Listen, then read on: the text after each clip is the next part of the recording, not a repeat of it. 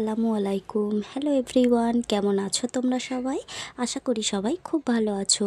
সাদিয়ার ডায়েরির নতুন আরও একটা ব্লগে তোমাদের সবাইকে স্বাগত জানাই।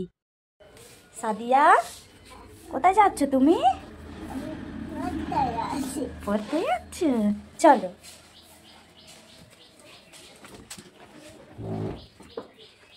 মেয়েকে সকাল সকাল রেডি করিয়ে ওর টিউশনিতে দিয়ে আসতে যাচ্ছি পড়াতে।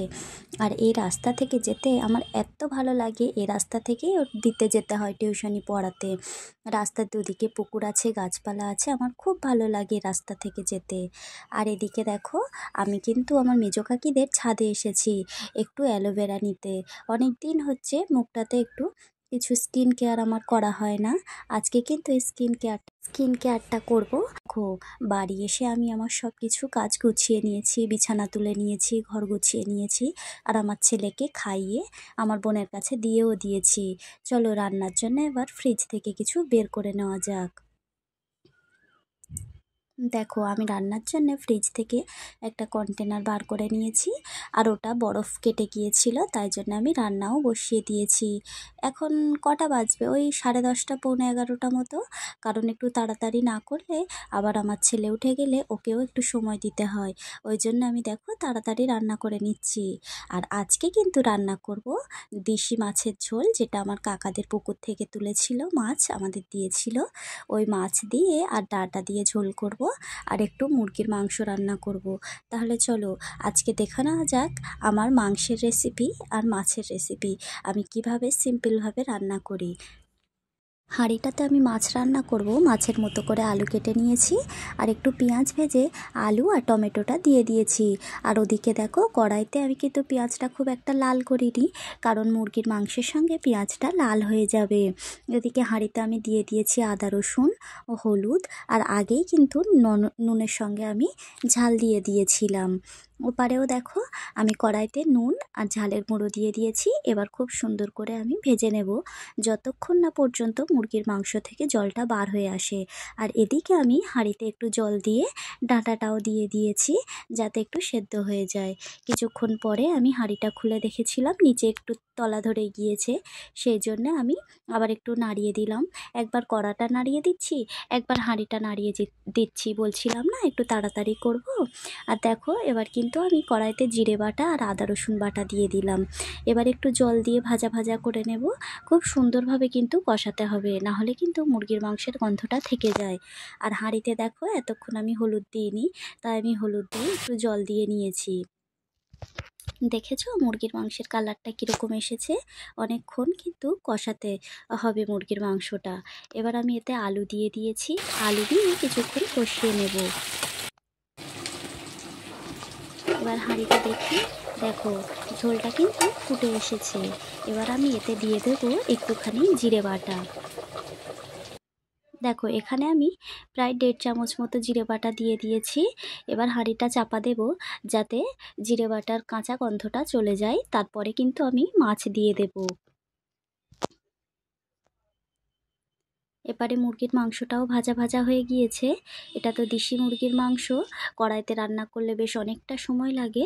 ওই জন্য আমি এটা কুকারে ঢেলে নিয়ে 2টো সিটি মেরে নিলে মাংসটাও সেদ্ধ হয়ে যাবে, আলুটাও সেদ্ধ হয়ে যাবে। দেখো, এটা আমি কুকারে ঢেলে নিচ্ছি।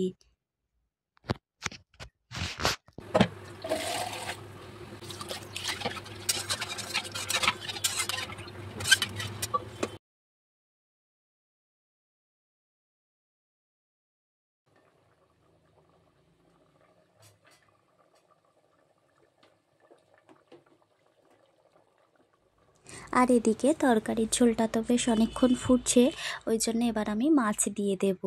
চলো মাছগুলো দিয়ে দেওয়া যাক তরকারিতে।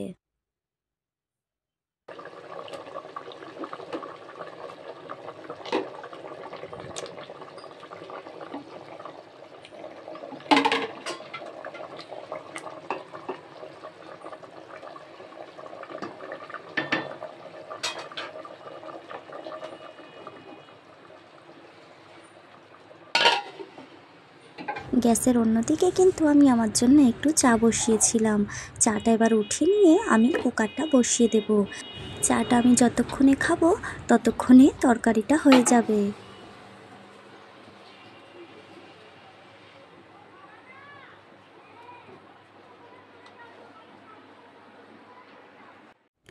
কুকারটা তো একদিকে বসিয়ে দিয়েছি, দিয়ে আমি নিচে বসে যুক্তি ফুলটা বেছে নিয়েছি।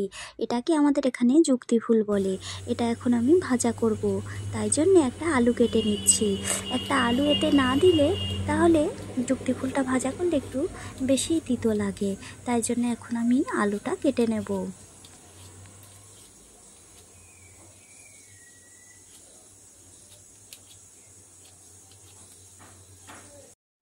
এখানে আমি আলুটা কেটে নিয়েছি আর সঙ্গে একটা পেঁয়াজও কেটে নিয়েছি। এটা ভাজার সময় পেঁয়াজটা দিতে হবে। চলো এবার আমি গ্যাসের উপরে কড়াইটা বসিয়ে দিলাম, এটা একটু গরম হোক, তারপরে এতে তেল দেব।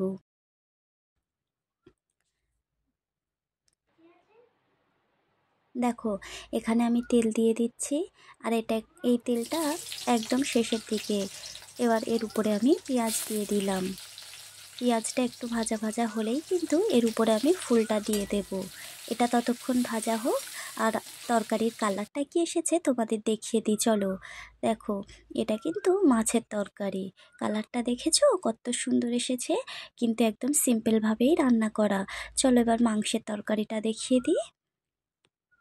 দেখো কত সুন্দর কালার এসেছে, দেখেছো? এটাও একদম সিম্পলভাবেই রান্না করা, বেশি কিছু মশলা দেওয়া নেই। আর এখানে আমার ফুলটা ভাজা হচ্ছে, যুক্তি ফুল ভাজাটা। তাহলে ভিডিওটা আমি এখানেই শেষ করছি।